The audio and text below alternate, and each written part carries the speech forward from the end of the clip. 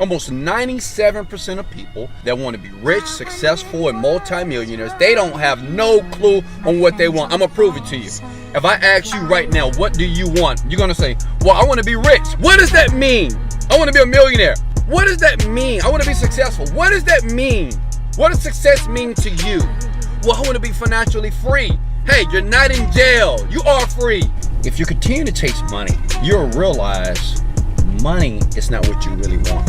What you want is the feeling. When I got the Lamborghini, I was excited. The kids, I felt better. I had a feeling of happiness.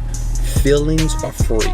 And you can feel right now that you're rich. You can feel right now that you're successful. You can feel right now that you're abundant. You can feel that way right now. But most of you, you'll never get to this level of success. It's because you're waiting for something else to take place in the physical realm until you decide to win. Listen, you're winning now. It's the mindset. See, that's why this meditation is so powerful. The Genie Script. Click the link below. Check it out. It'll change your world and it'll change your life. Let's go!